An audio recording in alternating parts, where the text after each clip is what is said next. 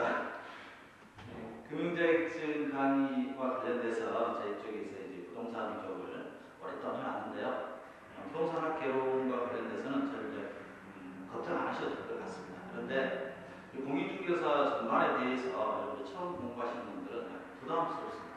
일단 부담스러운 게 과목이 많습니다. 과목이 많아서 부담스러우신데 처음 접하신 분들은 아마 시간 싸움이 참 힘드실 거고요. 공부를 하는 분들은 자격증을 쉽게 접근하셔가지고 오래 실패하시는 분들이 좀 계신 것 같은데 이건 적극적으로 전략과 전술 차원에서 접근하셔야 될 겁니다. 시간적으로 시간이 많다 해서 합격하는 시험이 아니고요. 또 시간 적다 해서 또 반드시 불합격하는 시험은 아닌데 일단 공인중개사 전체 과목을 보신다면 이 공인중개사 시험이 벌써 26일째인데 초창기 시험에서는 여러분들 아시다시피 굉장히 쉬웠습니다. 그런데 18회 시험을 기점으로 해서 시험이 좀 어려워지고 있습니다. 이제는 거의 저희 쪽에서는 거의 준고시 시험이라고 이렇게 일컬어지고 있는데 공인중개사 시험이 26일째입니다. 26일 시험이신데 첫 번째 1차 과목과 2차 과목을 보시면 되는데 1차 과목은 두 과목을 했습니다.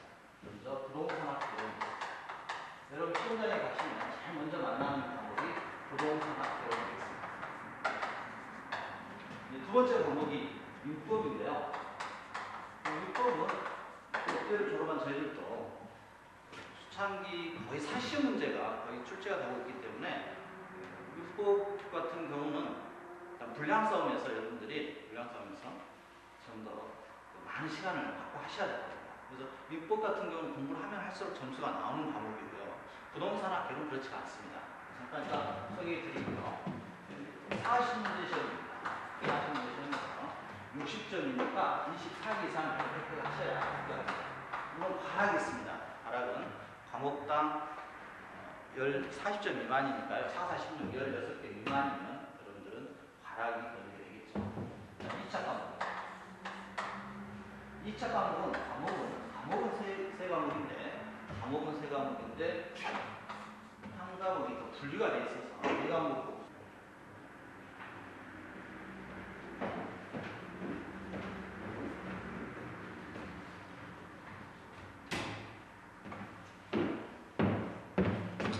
안녕하세요. 반갑습니다. 금융자격증 강의와 관련돼서 저희 쪽에서 이제 부동산 쪽을 오랫동안 해왔는데요. 부동산학개론과 관련돼서는 저를 이제 걱정 안 하셔도 될 것 같습니다. 그런데 공인중개사 전반에 대해서 여러분들 처음 공부하시는 분들은 약간 부담스럽습니다. 일단 부담스러운 게 과목이 많습니다. 과목이 많아서 부담스러우신데 처음 접하시는 분들은 아마 시간 싸움이 참 힘드실 거고요.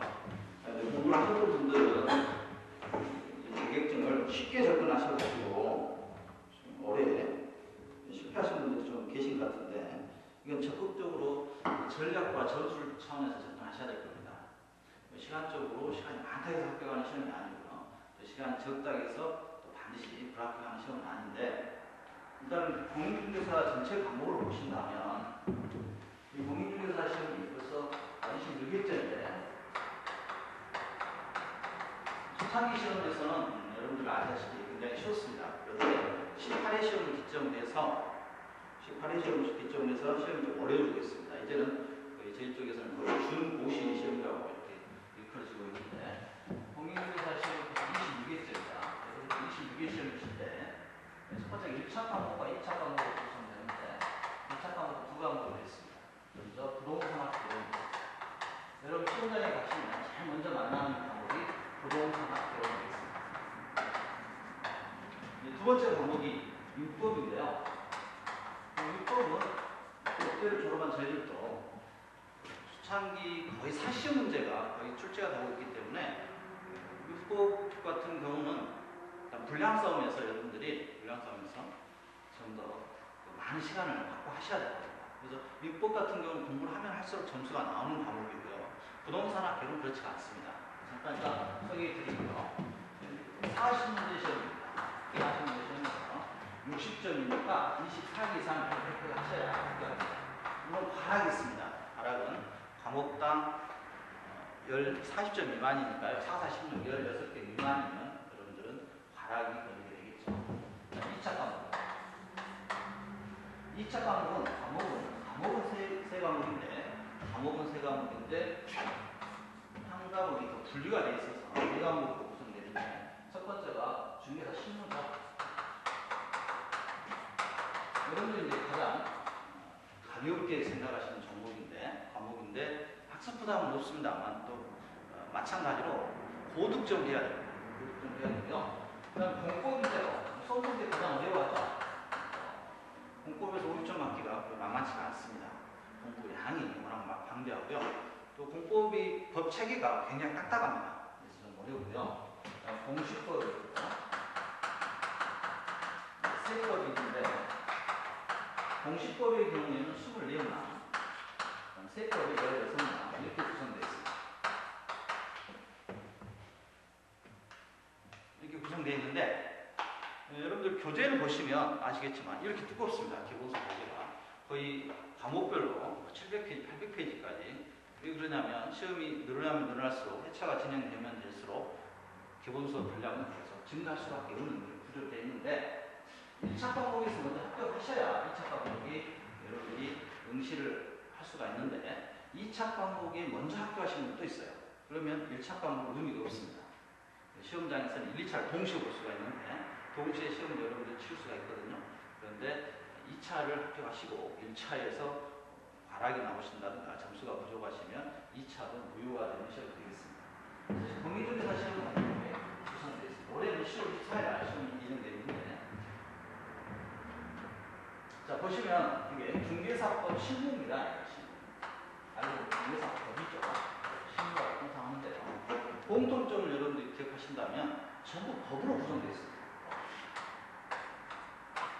전부 법으로 구성되어 있는데 부동산만 법으로 구성되어 있는데 부동산 학계로는 법이 아닙니다. 개론이라고 하기가 되죠. 그래서 부동산 학계론 같은 경우는 시험 범위가 없습니다. 시험 범위가 없고요. 또 이게 경제와 관련되어 있기 때문에 경제라는 게 답이 없잖아요. 법은 법조문에 의해서 시험지가 구성될 수가 있는데 부동산 학계는 그렇지 않습니다. 그래서 부동산 학계론은 국토부에서 예전에 이 시험을 국토부에서 반환할 때 한번 18회 시험인가 19회 시험이었을 텐데 전국적으로 한 15만 명 이상의 시험을 응시했는데 1000명 정도 합격한 시험이 있었어요. 그래가지고 수험생들이 막 데모까지 하면서 재시험이 있었는데 그때를 기점으로 해서 공인중개사 시험이 완전히 바뀌었습니다. 그래서 그 전과 공인중개사 시험은 18회를 기점으로 해서 18회 이전 시험과 18회 이후 시험으로 여러분들이 구분하시면 되겠습니다. 그 전에는 쉬웠고요. 그 뒤로는 어려웠는데 이 부동산 학계론이 문제가 되면서 출제 과목에 대해서 선정을 해줬습니다. 그래서 항목별로 구성되는 항목을 미리 부동산 개론만 정해져 있다 이렇게 생각하시면 되겠습니다. 나머지 부분들은 법이기 때문에 법조문 중심으로 공부하시면 되는데 부동산 학계론은 좀 다릅니다. 그래서 부동산 학계론은 여러분들이 1차 과목 40문제, 2차 과목 이렇게 구성되어 있는데 부동산 학계론과 민법 시험에서는 여러분들에게 이게 40점 시험이 아니라 생각하셔서 접근하셔야 돼요. 40점 이러면 의미가 없습니다. 부동산 학계론을 만점 맞겠다 전혀 의미가 없습니다. 만점 맞는 시험은 나중에 2차 과목의 중개사법만 만점의 의미가 있고요. 1차 과목인 민법이라든가 부동산 학계론은 전혀 만점과는 관계가 없습니다. 그래서 만점을 목표로 하신다면 아마 이 시험을 쉽게 합격하시기 좀 부담스럽지 않느냐 이렇게 생각합니다. 워낙 학습 분량이 많기 때문에 그렇습니다. 25회 시험만 말씀드린다면 부동산 학계론 같은 경우는 25회 시험에서 굉장히 어렵게 출제가 됐습니다. 그래서 이번 시험에서는 예전 난이도로 다시 복귀하지 않겠느냐 생각을 하는데 어느 정도 어려웠느냐면 부동산 학계론 25회 시험은 한마디로 말해서 저희들 출제 담당자들이 모여서 한마디로 말했는데 표현 이렇게 씁니다. 수학자를 뽑는 시험이었다 이렇게 표현했습니다. 무슨 말이냐면 40문제 중에 11문제가 계산 문제였습니다. 통상적으로는 7문제 정도가 계산 문제로 구성되어 있는데 물론 계산 문제가 어렵다는 건 아닙니다.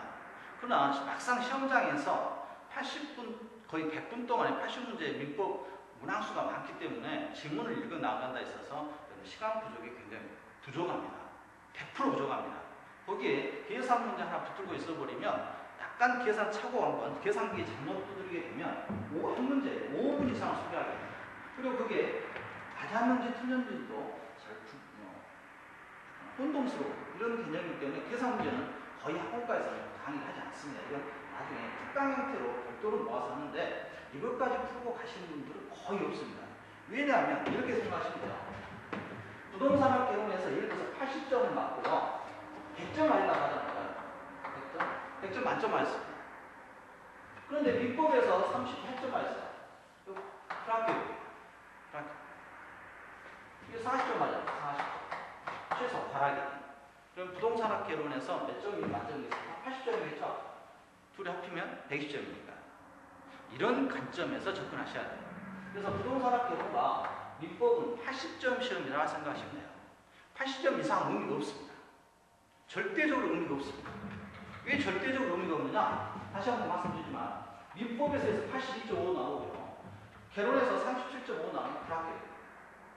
그래서 1차 과목에서는 만점 상한선을 80점이 나오고요. 여러분이 취득할 점수는 65점에서 75점 사이 나오시면 돼요.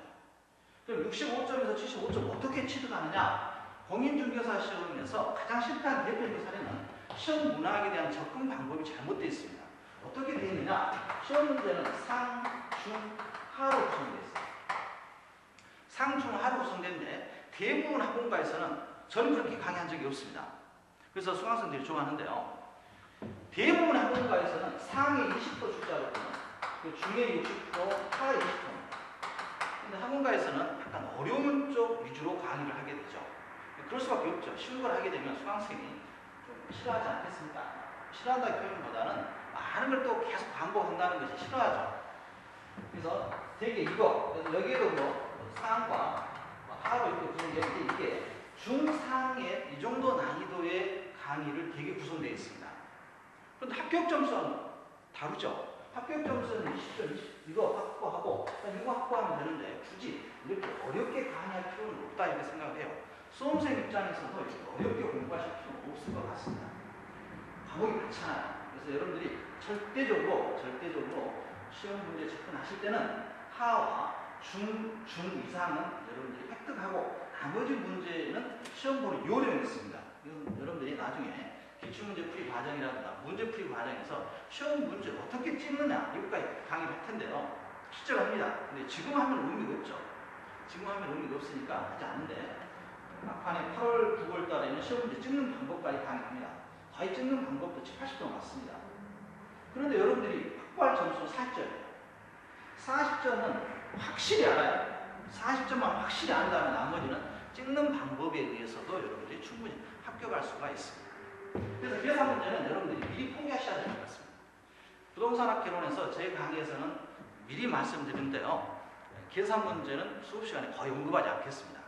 이건 별도로 개인 과외를 통해서라든가 또 시간 나중에 특강을 통해서 별도로 모아서 강의해드리겠지만 그래서 올해는 부동산학 개론은 평이하게 출제할 걸 예상합니다. 한 번은 민법이 어렵고요. 한 번은 개론이 이렇게 엇박자거든요. 공인중개사 시험은. 그래서 올해는 26회 시험을 준비하는 여러분들은 계산 문제가 다시 예전 수준 일본 문제로 복귀할 것이다 보시면 되겠습니다.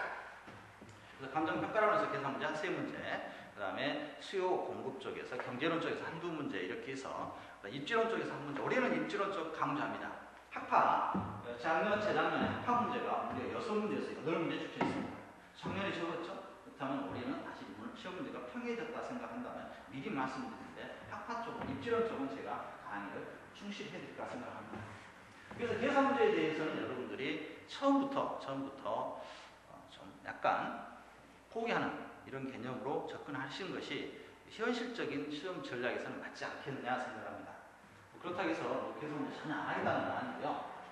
그래서 시험 문제에 대한 접근 방법 이렇게 해주시는 것이 다른 것도 마찬가지입니다. 다른 과목도 전체적으로 시험 문항은 이렇게 구성되어 있습니다. 상중, 하로 구성되어 있기 때문에 해묵을 공부하시면 40점대에서 50점을 끝에 나옵니다.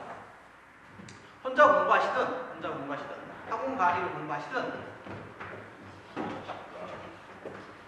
이 정도는 나오는데 60점이라는 점수는 그렇게 쉽지가 않습니다. 60점이라는 시험은 여러분들이 공부해보시면 나중에 아시겠지만 기본적인 문제는 전혀 안 틀려야 됩니다. 기본적인 문제는 안 틀리시고 중 정도의 문제는 거의 확보하시고 나머지 문제는 찍는 방법에 의해서 시험 문제를 찍어내시면 무난하게 좋은 결과가 나올 거로 예상합니다. 시험 문제와 관련돼서는 공인중개사 학습 전략과 관련돼서는 이 정도로 제가 마무리 짓고요. 그래서 기본서가 있는데요. 저희 학원 시스템은 이렇게 되어 있습니다. 저희 학원 시스템은 철저하게 서울 시스템을 사용하고 있는데요.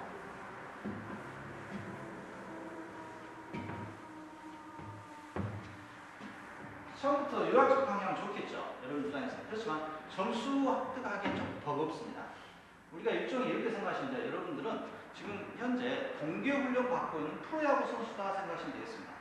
프로야구 선수를 생각하시면요. 동계훈련 기간 동안에 대부분 투수가 되었든 타자가 되었든 주로 달리기 연습합니다. 공 안 던집니다. 투수가 공 던질 것 같은데요. 투수 공 거의 던지지 않고요. 마찬가지로 타자가 스윙할 것 같은데 스윙하지 않습니다. 지금 체력 훈련에 집중하고 있습니다. 이유가 있죠. 컨디션을 끌어올리는 겁니다. 저희들도 마찬가지입니다. 저희들도 단계별 학습에 의해서 여러분이 시험 목표인 10월 달에 포커스를 맞춰서 끌어올리는 겁니다.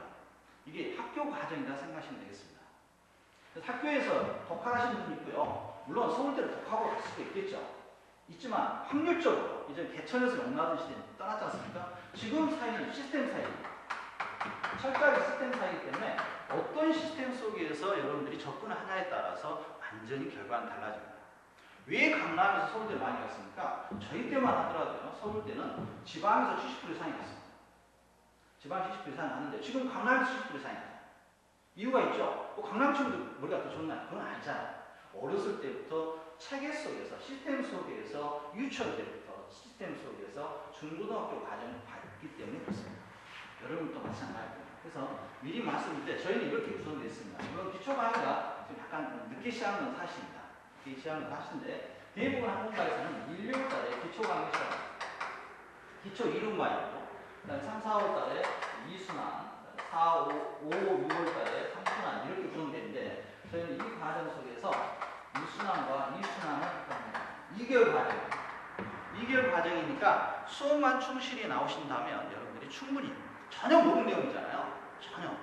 이 많은 법들을 지금 경험해본 적이 없지 않습니까? 학창 시절이라든가 사회생활에 전혀 경험이 없기 때문에 저희 시스템 속에서만 여러분들이 활용해 주신다면 합격 점수를 끌어올려 드리겠습니다. 그래서 1순환 과정에서는 기본서 위주로 강의가 이루어질 겁니다. 기본서는 여러분들 방금 말씀드린 것처럼 프로야구 선수들이 기초 과정이다 보시면 기초 훈련 과정.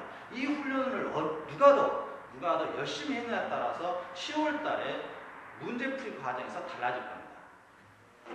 그 다음에 6, 7월 달에는 7, 8월 달에는 저희가 기출문제 플러스 요약을 하는 거 이제는 줄여야죠. 실제 코리안 시리즈 나가는 대입 훈련에서 줄이는 겁니다. 과정을 과목을 줄이고 압축시키는 겁니다. 그 다음에 여러분 과감하게 포기하고 알 건 정확히 알고 다시는 안 하시면 되잖아요. 여러분들이 알았다가 몰랐다 이런 거 있잖아요. 이런 것들만 중점적으로 하는 과정이 되고요. 그 다음에 9월, 10월에는 여러분들하고 실제 동형 모의고사를 치릅니다. 매일 치릅니다. 동형 모의고사는 실제 기출문제, 실제 여러분들이 시험장에서 맞닥뜨린 문제와 똑같은 크기의 사이즈를 가지고 매일 치를 겁니다. 매일 치고 가지고 이때 여러분들하고 이제 저희가 개인적으로는 상담 가장 많이 이루어지는 시기인데요. 과연 1차만 해야 될지 2차 해야 될지 이때 결정하겠습니다. 이 어려운 과정을 처음부터 1차만 하겠다. 좀 그렇잖아요. 그리고 공부를 해보시면 아시겠지만 1차와 2차 과목은 연결되어 있습니다. 연결되어 있기 때문에 지금 현재는 3, 4, 5월까지는 1차 중심으로 하시고요. 그 다음에 5월이 넘어서면서부터 2차 중심으로 조금 더 시간 투자를 하신다면 충분히 1, 2차를 동시에 합격할 수가 있습니다. 그런데 굳이 이 어려운 시험을 내년까지 하실 필요는 처음부터 없다고 보여집니다. 모의고사를 통해서 점수가 여러분이 획득하지 않는다면 그때는 상담을 통해서 다시 한번 여러분들하고 맞춰드리도록 하겠습니다. 그래서 지금부터는 이왕하시는 거 기왕에 하실 거 1, 2차 동시에 하시길 바랍니다. 자, 여기까지가 저희 전형적인 스케줄입니다. 이건 전국에 서울 뿐만 아니라 대부분의 학원들에서 이렇게 이루어지고 있습니다. 그 다음에 저희가 이제 특강 형태가 있습니다. 이 특강은 별도로 이루어지는데요. 별도로 있는데 이 특강은 여러분들이 과목이 좀 부진하다 싶으신 과목은 특강을 여러분들이 신청하시면 되겠습니다. 그 다음에 마지막에 아마 저희가 9월 중순 아니면 또 다른 학원과보다는 한 2주 정도 빨리 시작할까 합니다. 2주 정도 빨리 시작해서 여러분들 페이스를 10월 24일 페이스를 한 10월 한 10일 정도에서 여러분들의 점수를 확 끌어올려놓고 나머지 여러분들이 정량, 마지막 정량 이런 과정을 할까 하는데 다른 쪽은 되게 한 18주 정도까지 끌고 가죠. 저희는 다른 학원보다는 일주일 정도 빨리 여러분들의 이 과정을 전체적인 마무리를 할까 보고요. 그래서 아마 9월달 되면 1일 특강이 들어갈 겁니다. 총정리 과정이죠. 하루에 한 과목씩 총정리해드리겠습니다. 그래서 주말용에서 하는데 아마 가벼운 마음으로 아침에 오셔서 저녁에 가시면 되겠습니다. 보통 8시간에서 10시간 하니까 미리 마음에 준비하시기 바랍니다. 이 정도로 하면 전체적으로 되겠습니다. 처리하겠고요. 그 다음에 여러분들한테 그 책을 지금 안 가지고 계시나요? 기본서는 시중에 나와 있는 어떤 기본서도 거의 비슷합니다. 대동서야 하고요. 그래서 그 부동산학회로 거의 이 정도 두껍고요. 민법도 마찬가지고, 대부분 이 정도 돼요. 그래서 기본서는 대부분 이 정도 두께가 되는데 너무 부담스럽게 하시지 말고요. 이 안에는 대부분 뭐가 들어있냐면 문제가 들어있습니다. 그래서 실제 이론은 그렇게 많지는 않은데 워낙 두껍다 보니까 처음 접하시는 분들은 약간 질려하시는 그런 느낌이 있는데요. 그렇지는 않고요. 이걸 가지고 내용이 좀 소수적이라 그렇습니다. 소수적이고요. 저희들이 자랑하는 합격 시리즈입니다. 수많은 수강생들이 합격을 하셨고요. 지금 많이 판매가 이루어지는데요. 이 책을 보시면 여러분들이 깜짝 놀라게 될 겁니다. 처음부터 이걸 하면 좋겠다는 거 굉장히 많아요. 전 과목 이렇게 해야 됩니다. 전 과목을 이렇게 해야 되는데 별도로 구입하셔야죠. 나중에 지금 오신 분들한테는 제가 선물로 드리는 거고요. 어떻게 구성되어 있냐면요. 완전 유학집입니다. 딱 테마별로. 그래서 부동산학교는 125개 테마라고 이루어졌습니다. 이 안에서 100% 출제합니다. 지금까지 단 한 번도 벗어난 적이 없습니다. 그 다음에 그 밑에 보면 출제 연도가 다 표시되어 있습니다. 작년 것까지 표시가 되어 있습니다. 작년 것까지 이번에 좀 밤새도록 마감했는데요. 마무리했습니다. 25회 시험까지 충분히 들어있습니다. 그 다음에 OS 문제, 기출 문제, 단평가 문제. 분명히 말씀드리는데 여기서 벗어나지 않습니다. 그래서 벗어나면 저에게 항의하셔야 됩니다. 전 과목 이렇게 되어 있습니다. 6개 과목 전부 이렇게 되어 있습니다. 저희 시스템입니다. 그래서 이게 부교재로 사용하시는 분들 계시고 이게 주교재로 사용하시는 분인데 개인적으로 이걸 여러분들은 지금 오신 분들은 주교재로 사용하십니다. 부동산학회로는 이것만 하시면 됩니다. 학습 분량을 줄인 게 중요해요. 처음부터. 그 다음에 이것을 어떻게 사용하시냐면 이게 유학집이다 보니까 설명이 조금 불충분한 경우가 있어요. 혼자 이해하기 힘들다. 그러면서 이게 사전이다 생각하시면 되겠습니다. 사전 개념 하시고 이걸로 하셔야 돼요. 전 과목이 이렇게 구성되어 있으니까 다른 과목은 적습니다. 굉장히 적게 구성되어 있고요. 제가 책임지고 이런 요약집은 제가 만들었기 때문에 이쪽에서 읽고 따라오셔야 될 거예요. 아마 이런 교재는 아마 시중에서 구할 수가 없을 거예요. 암기법도 다 구성되어 있습니다. 여러분들이 전 과목에서는 600개인가 700개 정도의 암기법 다 구성되어 있어요. 책에. 어떻게 암기하라는 암기법까지 구성되어 있기 때문에 부동산학회로는 암기법이 별로 없는데요. 나중에 다른 과목 같은 경우는 암기법이 많습니다. 암기법도 다 책에 구성되어 있습니다.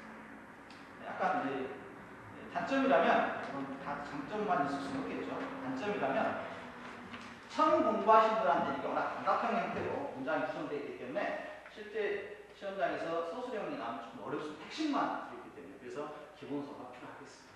아시고요. 내용으로 보면 열면 안 되겠죠. 이거 만나니까 굉장히 학습 부담이 줄어드셨죠? 줄어드셨는데 어떤 분들은 이것만 강의해달라 이렇게 하시는 분들 계시다. 그래서 이것은 별도로 제가 영상 촬영해서 나중에 요약서 강의를 여러분들하고 해드리도록 하겠습니다. 그래서 이건 부교재로 사용하시고요. 다시 한번 요약집 보시면 자, 그 다음에 시험은 아까 다시 한번 말씀드렸는데 시험은 어떻게 구성되느냐? 작년에도 여러분들이 아시다시피 수능 문제 때문에 나라가 시끄러웠습니다. 저희 쪽도 마찬가지입니다. 공인중개사 시험도 시험을 치르고 나면 오답 2제기 엄청나게 많이 나옵니다. 작년에, 재작년에는 부동산 학회에서 이의제 이런 문제가 받아진 적이 없습니다. 근데 작년에 2문제 받아들였죠. 무려 12문제가 오류 나왔습니다. 그래서 개인적으로 한 7, 8문제 주면 오류다 생각을 하는데요. 그래서 작년 출제 요원들은 조금 그랬다 이렇게 생각하고요. 그래서 올해는 아마 시험 문제가 평이하게 나올 거다 생각합니다. 그러니까 평이하게 나온다는 것은 어디에서 출제하느냐? 기존에 나왔던 기출문제 중심으로 다시 출제한다 이거예요. 근데 기출문제를 공부하실 때 어떻게 공부하셔야 되냐면 기출문제 지문을 공부하셔야 돼요. 지문. 문제가 그대로 나오진 않습니다. 그렇지만 지문은 그대로 나옵니다. 지문을 이렇게 섞어서 나오기 때문에 기출문제를 공부하실 때는 풍반 해설을 들어있는 이런 기출문제집을 한번 구입하신다면 좋은데 이 정도 충분합니다.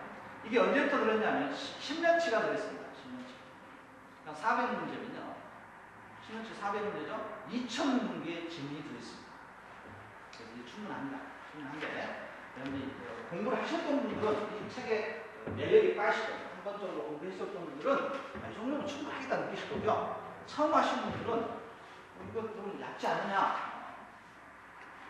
실무 같은 경우는 더 얇습니다. 제가 나중에 이게 반도 안 되죠. 이 정도 충분한데 처음 하신 분들한테는 좀 얇다 이런 느낌 때문에 처음부터 요약지 강의할 수 없고요.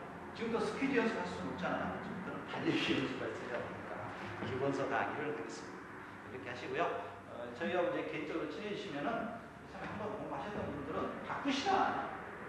이게 전업 전문 하루 종일 공부하신 분한테는 상관이 없겠지만 직장생활 하시고 다른 일 하시는 분들한테는 저하고 다시 학습 상담하시면 제가 그때그때 이런 진도표에 맞게 100점 맞는 시험이 아니지 않습니까? 60점 맞는 시험이니까 여기에 맞게끔 하시겠는데 어느 순간에 제가 이 정도 공부하셔서 좀 부족하겠습니다. 이럴 때는 여러분들이 시간을 좀 더 확보하는 이런 서로 커뮤니케이션이 되었으면 좋겠다 생각합니다. 언제든지 연락 주시면 제가 상담해 드립니다. 자, 구성은 이렇게 되어 있고요. 지금부터 시험 문제를 중심으로 문제 중심으로 공부하실 필요 없다고 그랬습니다. 문제 중심으로 공부하시면 아무래도 폭이 좀 작기 때문에 지금부터는 여러분들이 교재 내용을 좀 익숙하게 글을 공부하실 좀 오래되신 분들은 좀 처음에 접하기 좀 벅차하시더라고요. 그래서 지금은 3, 4, 지금 2월달 강의 20시간 정도 하는데요. 다른 데에서 강의 한 두 달 이상 하는 걸 내용은 충분합니다. 전체 다 합니다. 제 특징이 더 이상은 하지 않습니다. 특강은 거의 없으니까 해본 적이 없습니다. 거의. 특강은 하지 않고요. 여러분들 바쁘신데 정규 시간 안에 마무리 지어드리고요. 여러분들이 원하는 점수가 안 되면 그분은 따로 오시고 제가 이런 거죠. 나중에 이제 수업하시면 아시겠습니다만 모의고사 시험 보고 나서 1, 2, 3, 4 여러분들 다 분석합니다. 전원 분석합니다. 100명이 됐든 200명이 됐든 전부 분석합니다. 분석해서 1번 문제, 5단문, 정답을 체크합니다. 그래서 1번 문제가 80% 이상이 정답이었다면 굳이 이 문제 가지고 10분씩 해설할 필요 없잖아요. 되게 보면 이렇게 하죠. 이런 것은 안 합니다. 제가 미리 말씀드립니다. 이거 다 아는 문제인데 이걸 굳이 그럼 바쁘실 시간 이거 안 합니다. 한 20% 들어가시는 분들은 이거 왜 부족인데 금방 알잖아요. 근데 어떤 문제 중심으로 할 거냐 나중에 정답이 20% 나왔습니다. 오답이 80%입니다. 이건 제가 잘못 가르친 겁니다. 이거 100% 제가 잘못 가르친 거예요. 그래서 이런 문제 중심으로 제가 여러분한테 점수를 한 문제라도 획득하도록 공부 시간을. 그래서 문제는 다른 학원가보다는 제가 더 많이 풉니다. 40문제 가지고 모의고사, 동영 모의고사 하면 4시간씩 해요. 4시간씩 하는데 다른 학원을 비교하자는 건 아니고요. 제 스타일이 그렇습니다. 우리 선생님도 다른 교수님들은 40문제 시험 보시고 나서 3시간 하실 분도 계시겠죠. 그렇지만 저는 그렇게 하지 않습니다. 저는 여러분 단 한 문제라도 9월 10월달에 바꾸신데 단 한 문제라도 더 풀어주기 위해서 이미 다 아는 문제는 제가 넘어가고요. 그 다음에 잘못 가르쳤던 문제에 대해서는 제가 철저한 반성을 해서 여러분한테 다시 전달해 드리고요. 그 다음에 한 50% 문제 있죠? 50% 맞고 50% 틀린 문제에 대해서는 좀 더 여러분하고 좀 더 신중하게 그런 분들은 그런 문제만 좀 모아서 여러분들 다시 한번 리바이브 하는 여러분들하고 개인 지도가 반드시 들어갑니다. 저를 만나시는 거 너무 두려워하시지 말고요. 지금은 두려워하셔도 되는데 7, 8월달 되면 저하고 만나는 걸 너무 두려워하시지 말고 개론만큼은 제가 80점 근처로 여러분들한테 올려드리도록 자신하겠습니다. 찍어서라도 제가 찍는 방법까지 가르쳐서 하겠습니다. 걱정하지 마시고요. 시험 문제, 지난 20년간 시험 문제는 여러분 손에서 거의 안 틀리게 되겠습니다. 계산 문제입니다. 다른 거.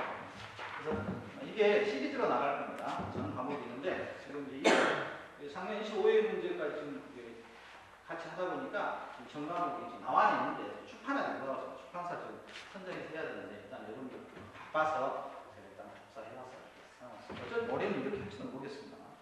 내용은 하나 많이 되실 겁니다. 말이 좀 빨랐죠? 제가 말이 빠릅니다. 빠른데 평상시에는 여러분들 상담해봐서 사실 공부 좀 하셨던 분들이 있으면 조금 더 진도를 더 나가고요. 그렇지 않으신 분들이 있으면 아무래도 조금 더 차트에 나가도록 하겠습니다. 이것은 여러분들 오늘 이야기를 할게요. 자, 오늘은 첫 강의 오리엔테이션 시간은 이 정도로 하겠습니다. 혹시 궁금하신 사항 있으면 언제든지 질문해 주시고요. 잠깐 쉬었다가 10분 정도 쉬었다가 여러분들하고 공인중개사 개론 이런 강의 기초 강의 나가는데요. 두 번 놔두면서 같이 하겠습니다. 혹시 궁금한 사항 있으시면 그렇죠? 자, 감사합니다. 잠깐 쉬었다 가겠죠?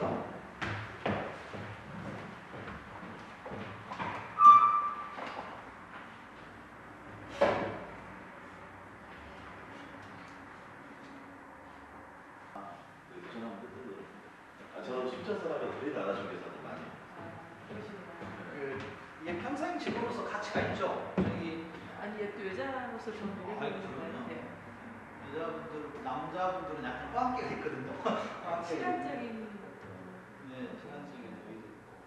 그다음에 저희 여기 이번에 저희 오픈하면서 그걸 소개해주신 분은 한 건 하시고 한 250 이렇게 된 것 같아요. 나이 드신 분인데. 이거 우리 계속 비었었는데. 네, 맞습니다.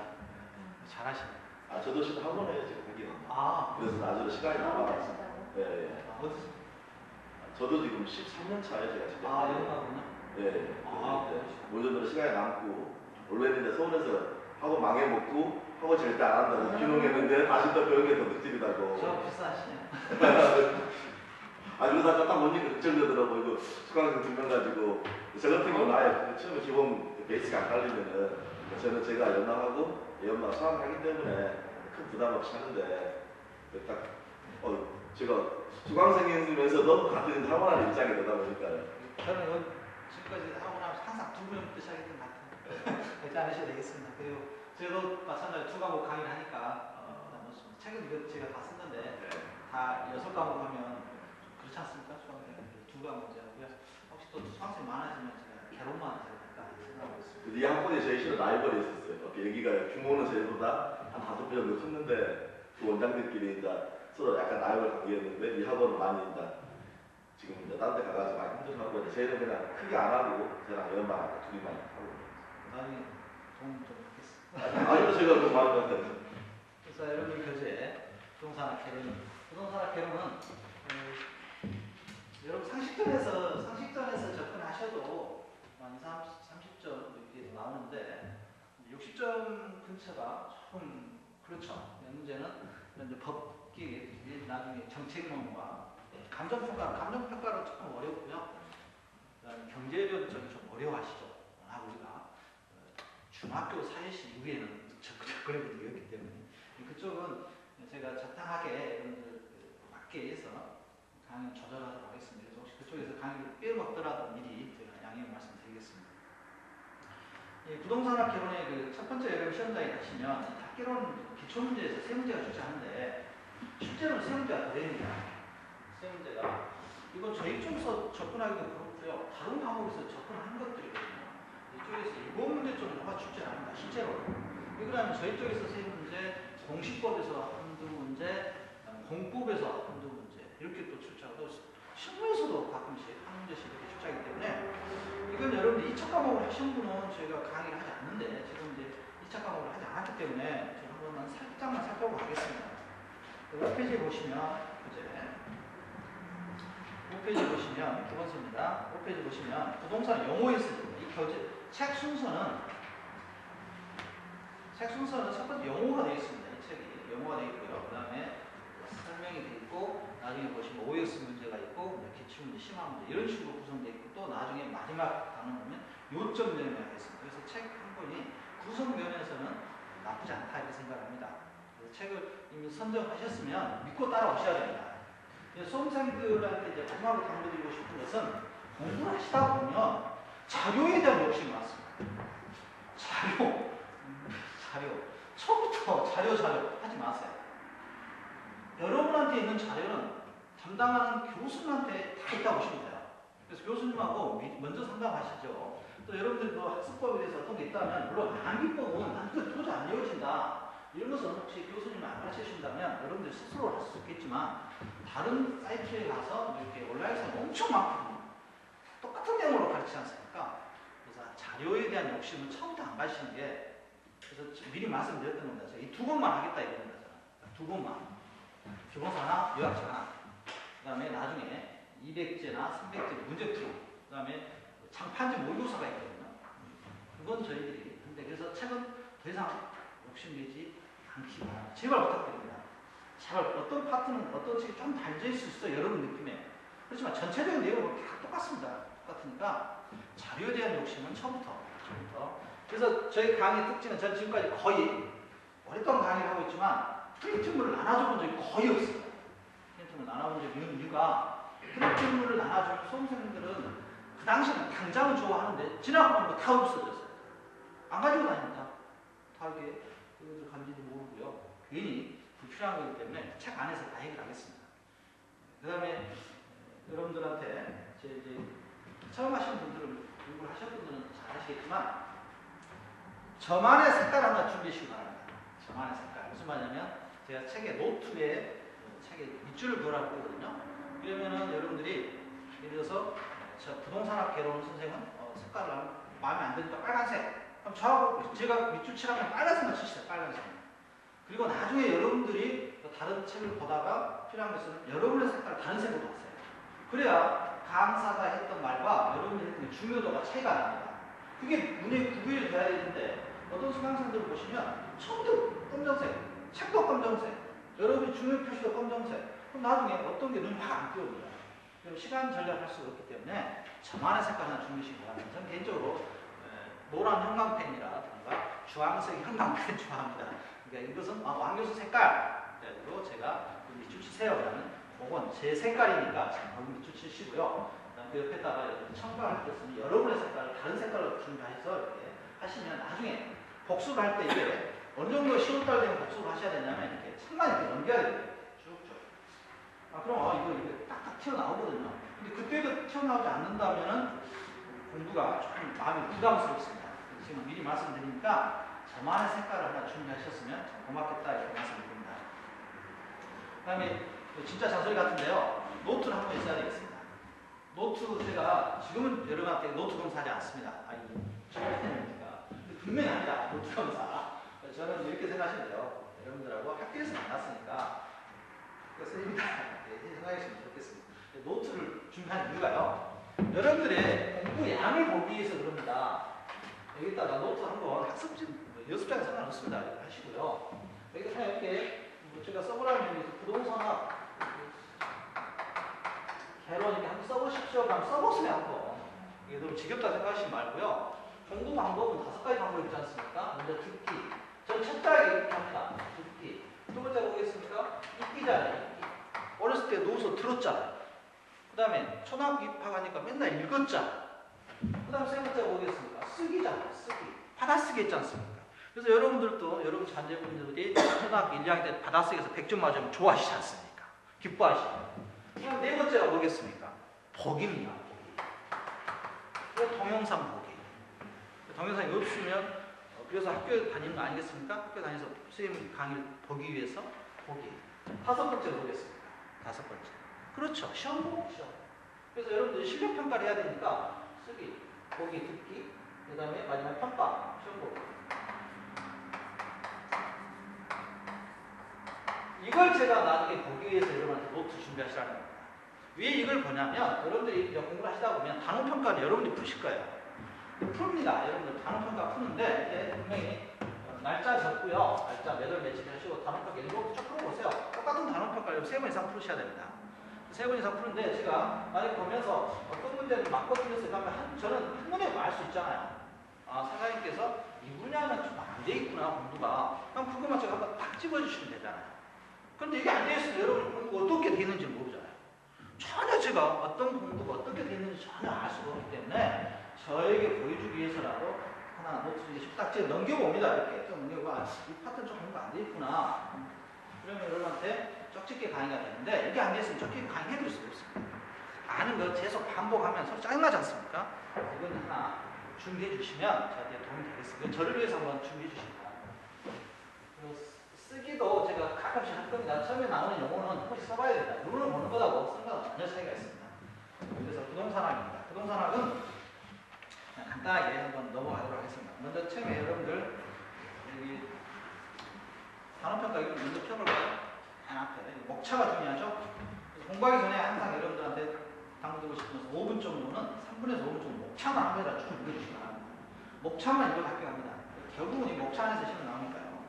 부동산학 개론 차해 보시겠습니다.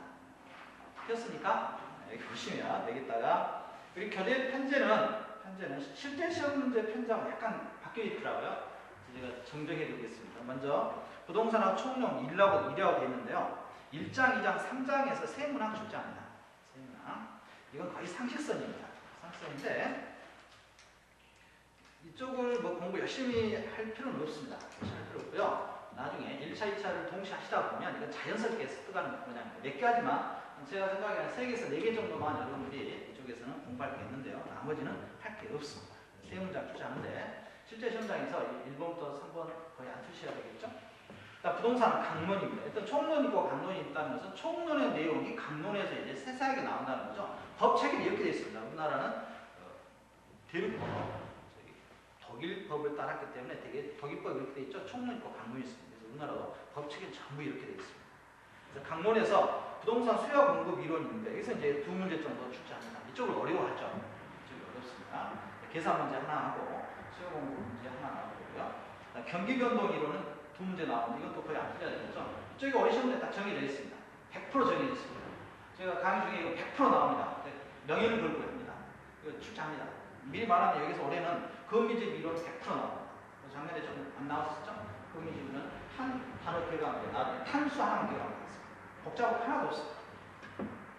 다음 시장론입니다. 시장론 같은 경우는 여러분들이 집을 한 번 정도 사고 팔았던 분들이라면 그냥 한 번 정도 읽어도 충분한 정도 있고요. 그런데 이제 좀 어렵죠. 강성 효율적이나 효율적 시장이나 이런 것들이 용어 정리가 나중에 또 이렇게 합니다. 미리 말씀드린데요. 공부는 두 가지가 하나 있죠. 그래서 두 개 다 하지 않습니다. 제가 강의 특징은 둘 중 하나만 합니다. X와 이렇게 O가 있다. O만 합니다. 둘 다 하면 헷갈려요. 어차피. 그러니까 처음에는 하나만 합니다. 하나. 그래서 저는 하나 포기하고 하나만 확실히. 어차피 시험 문제에서 이게 하나 들어갈 거 아니겠습니까? 아니면 이게 들어가든가. 그래서 하나만 확실히 합니다. 하나만. 제일 공부를 욕심내신 분들은 다 알려줘요. 다 알려줘요. 그러지 말고요. 하나만 합시다. 하나만. 그래서 이쪽도 나중에 그런 식으로 할 거고요. 시장론 두 문제고요. 올해 제가 이쪽에서 부동산 입지 및 공간 구조론에서 올해는 시험 문제가 좀 많이 나올 거다 예상합니다. 통상적으로 4문제 나오는데 올해는 6문제까지도 각오하시기 바랍니다. 학파합니다. 이쪽은 좀 더 신경 쓰겠고요. 정책론입니다. 정책론은 국가 정부 정책과 관련돼서 상식적인 문제도 한두 번씩 출제합니다. 그래서 이쪽은 제가 100% 강의한다. 장담 못 하겠습니다. 이명박 정부에서 햇살을 이렇게 디딤돌 제출하는 뭐 이런 그때 시기에 맞는 상식선에서 한 문제 두 개, 5문제 정책론 5문제 여기서 틀리시면 안 됩니다. 투자론. 투자론은 여러분 참 어렵죠. 용어 자체가 어렵고요. 계산 문제가 저기 있기 때문에 두 문제, 한 문제 계산 문제이기 때문에 올해는 작년에는 계산 문제가 이쪽에서는 의외로 쉽게 나왔는데 투자론 쪽도 계산 문제가 한두 문제가 어렵습니다. 금융론은 거의 안 틀려야 되거든요. 금융론은 한 3~5번 읽어주시면 될 겁니다. 6문제 나옵니다. 그래서 이쪽은 여러분들한테 거의 안 틀려야 돼요. 투자론 6문제, 금융론 6문제 출제하죠. 부동산 이용 및 개발하고 부동산 관리 마케팅에서 한 문제, 세 문제, 두 문제, 두 문제 이런 식으로 출제합니다. 그래서 8장과 9장에서는 4문제가 출제합니다. 4문제 출제하고요.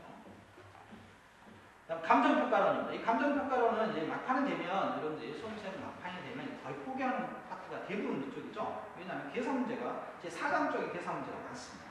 이쪽이 좀 어렵죠. 작년에는 부동산 감정평가 이론과 가격 이론 시험 출제하지 않았어요. 그러니까 올해 한 문제 나오겠죠. 올해는 출제할 걸 예상하고요. 지역 분석, 개별 분석도 뭐 한 문제. 감정평가 방식 4장에서 3문제 이상 대부분 여기서 출제합니다. 이쪽이 좀 어렵습니다. 물론 이쪽 계통에 일하시는 분들은 좀 쉽게 접근할 수가 있는데 처음 하시는 분들은 저희가 강의 시간에 말씀드리지만 개론 80점 만점 시험입니다. 100점 의미 없습니다. 개론에서 80점 맞고요. 민법에서 40점 맞으면 120점 합격하는 겁니다. 개론에서 100점 받고 민법에서 20점 맞으면 불합격입니다. 그러니까 80점이 시험이니까 항상 80점이라는 시험 개념에서 접근하면 이쪽은 부담 없이 접근하시면 되겠습니다. 스트레스 받지 않고 공부하시는 게 중요하겠죠? 가격 공시제도는 나중에 이쪽은 법규 문제 한두 문제, 법 있거든 법령지 한 번 정도 읽어보도록 하겠습니다. 작년에 출제가 안 됐습니다. 자, 이렇게 구성되어 있습니다. 그래서 여러분들이 어려워하는 게 감정평가론 요즘 말씀드립니다. 4장 감정평가론 좀 어려워하고요. 그다음 투자론 쪽에서 예상 문제 한두 문제 좀 어려워하시고 수요 공급 쪽에서 어려워하는데 그래도 수요 공급 쪽에서도 여러분들하고 한번 압축해서 저는 하나하나 매월 한 가지씩만 확실히 지나가도록 하겠습니다. 한꺼번에 다 하는 건 아닙니다. 자, 이렇게 해서 부동산학은 개론은 여러분 시험장에서 하시는 대로 되십니다. 자, 1장 보겠습니다. 1장 같은 경우는 굳이 강의 해야 되냐 이런 생각이 많이 들어요. 많이 드는데 그래서 첫 단추를 잘 끼워야 되니까 간단히 용어만 살펴보도록 하겠습니다. 부동산 용어가 있죠. 부동산의 복합 개념, 부동산은 세 가지 복합 개념이 있다고 보시면 돼요. 법규라고 해서 법률적인 측면에서 바라보는 부동산이 있고요. 경제적인 측면에서 바라보는 부동산이 있고 기술적인 측면에서 바라보는 부동산이 있다. 밑줄만 치겠습니다. 부동산의 복합 개념. 여러분들 교재 4페이지입니다. 용어 정리에. 자, 부동산의 복합 개념은 시험에 자주 나왔던 문제입니다. 그러니까 맨 위에 있죠. 부동산의 3대 측면 있죠. 네, 거기 맞죠? 맨 위에 밑줄 한번 치세요. 기술적 측면 밑줄. 경제적 측면 밑줄, 법률적 측면 밑줄. 우리가 통상적으로 법경기 이렇게 외우죠. 법경기. 세 가지 측면을 모두 고려한다. 밑줄 별 동그라미 쳐주시기 바랍니다. 모두를 고려한다. 시험 문제에서는 한 가지만 고려한다 이런 거 나오거든요. 또 하나 부동산학 시험 문제는 시간에 대해서 강조하지만 부동산학 학이기 때문에 답이 없습니다. 답이 없어요. 그래서 시험 문제에서 안 나올 때 이런 문제 나오면 거의 듭니다. 항상 100% 듭니다. 동일하다. 이거 틀리죠. 동일할 수가 없죠. 부동산 학이니까 다 틀립니다. 개별적이고. 이런 문자, 같다, 모두 이런 표현 나오면 거의 틀려요. 부사적인 용어가 나오면 일단 틀렸다고 보시면 되겠습니다. 그래서 부동산학 개론에서는 부사적인 용어를 쓸 일이 없어요. 나중에 문제 풀 때 이런 문제를 할 때 이렇게 해서 부동산은 동일하지 않다. 그냥 접근을 이렇게 하시기 바랍니다. 부동산학은 동일할 수가 없습니다. 동일할 수가 없다. 이런 용어들 나오면 유사한 용어들 나오면 다 틀렸다. 그러니까 자체가 이렇게 접근하시는 게 아마 편하실 겁니다. 그 다음에 부동산 현상이 있고요. 부동산 활동, 종합적 접근 방식. 종합적 접근 방식은 밑줄 치고요. 우리나라에서는 이 종합적 접근 방식으로 접근한다. 아까 법경이라고 했죠. 이 세 가지를 모두 고려하는 것입니다. 종합적 접근 방식. 좀 어려운 게 이제 제3섹터인데 이건 투자론에서 다시 하겠습니다. 제3섹터는 정부하고 민간이 공동 개발하는 것. 민자사업, 아마 정부하고 여기 순천만 같은 경우도 같이 하지 않았냐 이런 생각을 프로젝트 타임시 있고 그래서 다시 취할 것 같은데 정부하고 민간이 참여해서 엑스퍼도 그렇게 했었죠? 저처럼 안 되는데 이렇게 같이 참여하는 걸 제3섹터라고요. 밑줄만 치죠? 정부와 민간 공동 개발사 여기까지 맞추시겠습니다. 이걸 제3섹터라고 그러는데요. 시험 문제에서는 그렇게 출제되지는 않습니다만 투자론 쪽에서 최유용의 이용은 별표 동그라미 시험장에서 반드시 만나게 되는 용어 되겠습니다. 최유효 이용은 반드시 기억하시고요. 동그라미 쳐놓고요. 별표 쳐놓고요. 시험에 반드시 나옵니다. 이것은 최유용과 관련돼서는 감정평가론에서 출제되지 않느냐 생각하는데요. 한번 간단하게 읽어보겠습니다. 최유효 이용은 여러분 머릿속에 지금 생각하는 게 맞습니다. 어떻게 가장 좋게 이용할 거냐 이거 최유용이라고 하는데 문제는 좀 어렵게 말을 꺼냈죠? 객관적으로 보아 양식과 통상의 이용 능력을 가진 사람들을 위한 합리적 합법적인 최고 초선의 이용 방법을 말한다. 이러한 최유효 이용은 한정된 토지 자원을 효율적으로 이용하기 위한 행위 기준이 되고 있다. 이 정도만 정리하겠습니다. 일단 정리하고요. 투자론 쪽에서 다시 감정평가를 다시 하겠습니다. 아무튼 최유효 이용은 부동산 개론에서 중요한 개념이다. 반드시 정리합니다. 최유효 이용 정도는 여러분들이 항상 머릿속에 기억하고 계셔야 될 것 같습니다. 그 다음에 전문활동이 있고요. 전문활동과 관련돼서는 하나의 직업으로 좀 활동하고 있다 이거죠. 부동산. 그래서 이게 학문으로는 성립 안 됐습니다. 대학교에서도 이게 학문으로는 제가 성립도 안 되는 것 같은데 부동산 학위 요즘 이제 각광 받고 있죠. 그다음에 자문 중개 이게 이제 우리나라에서 이게 한 번 나왔습니다. 표준산업 분류 체계가 한 번 나왔는데 느닷없이 출제가 됐어요. 3년 전에 출제했었죠. 나중에 기출문제에서 한번 살펴보도록 하겠습니다. 이 정도 하시고요. 그다음에 5페이지에 보시면 부동산학의 의 있는데요. 여러 학자 김영진 교수 있다 할 필요 없습니다. 두 사람들이 이렇게 주장했답니다. 자, 6페이지 갑니다. 자, 그래서 부동산학은 미리 말하자면 시험 출제자가 두 가지 들어가 있어요. 하나는 일본학파가 있고요. 학교로는 일본에서 부동산학을 배우신 분들이 있고 우리나라에 또는 미국 계통에서 부동산학을 배우신 분이 있어요. 그래서 이런 첨예하게 대립합니다. 출제 요원이 어떤 분이 들어가냐에 따라서 방금 이런 분들의 제자가 들어가면 그쪽 이론 따라서 시험도 출제하고 이렇게 하다 보니까 중구난방에서 지금은 어느 정도 체계를 잡아준 거다 이거죠. 부동산학교는 체계를 잡아줬습니다. 아까 쌤이 제가 모두에서 말씀드린 그 체계를 부동산학 공인중개사 협회에서 국토부에서 이런 식으로 시험 출제하겠다 이렇게 미리 정해준 거, 가이드라인 정해준 거예요. 그렇지 않으면 다 주장하는 거 다릅니다. 다 달라. 학파가 다르기 때문에. 이 정도만 하고요. 공통적으로 주장하는 내용들만 가지고 공부를 하는 게 부동산학이라고 보시면 되겠습니다. 자, 페이지 부동산학의 학문적 성격. 이것도 시험에 나왔죠. 이번에 나온 게 있네요. 있어버리면 한 30-40% 확률. 꽤 나오니까 꽤 됐거든요. 4-5년 됐거든요. 부동산학의 학문적 성격. 첫 번째 밑줄 치죠. 종합과학이고요. 종합과학. 밑줄만 칩니다. 일단 타이틀. 종합과학. 여러 가지 학문이 섞여 있다 이거죠. 건축 칠 때도 보시면 되겠죠. 건축공학도 여기 있죠. 또 설계해야죠. 기타 또 경제도 따져봐야죠. 토목공학, 건축과학, 경제학, 경영학, 사회학, 심리학, 법학, 행정학 이런 것들이 종합적으로 있다. 종합과학이다. 이렇게 생각하시고요. 그다음 경영과학이죠. 경험치에서 부동산 거래가 많이 이루어지고 있잖아요. 사회학 이게 조금 어렵죠. 사회과학 측면에서 사회과학이다. 그 다음에 응용과학이고요. 밑줄 기본과학이다. 여섯 번째 하나 빠지는 실천과학이다. 이렇게 해서 6번 해가지고 실천과학이다. 그래서 부동산학의 학문적 성격은 다음 중 부동산학의 학문적 성격에 해당되지 않는 것은 이렇게 시험에 나옵니다. 그 다음에 1번 종합과학, 2번 경험과학, 3번 사회과학. 이 사회과학 대신에 시험 문제에서는 순수과학이다. 이렇게 많이 나와요. 순수과학. 자연과학 이건 아니겠죠. 자연현상을 이용하는 건 아니지 않습니까? 자연현상 물리나 이런 쪽에서 해야 되겠죠. 순수과학도 아니고요. 자연과학도 아니고요. 그 다음에 구체적이죠. 저희쪽은 건물이라는 부동산이랑 구체적인데 시험 문제에서는 추상적 학문이다. 이렇게 쓰고요. 가상과학이다 이런 거 나오는데 이런 문제는 틀린 틀이다 이렇게 생각하면 되겠습니다. 순수과학 이거 아니에요. 순수과학, 자연과학, 추상적 학문. 부동산학의 학문적 성격은 시험 문제에서 출제됐기 때문에 다시 한번 출제해도 놀라지 않는 문제가 되겠습니다. 부동산학의 3대 측면을 분명 살펴봤고요. 기술적 측면의 밑줄, 기술적 측면. 다음 페이지에 경제적 측면. 이 경제적 측면이 중요하죠. 여러분들이 부동산학은 한마디로 경제를 이해한다 이렇게 하시면 되겠습니다. 경제적 측면이 중요하고요. 그다음 법률적. 정말 복잡하죠? 건물 하나 짓기 위해서 법률. 이 세 가지 형태에서 법경기 측면에서 부동산학은 살펴볼 필요가 있다. 이것이 되겠습니다.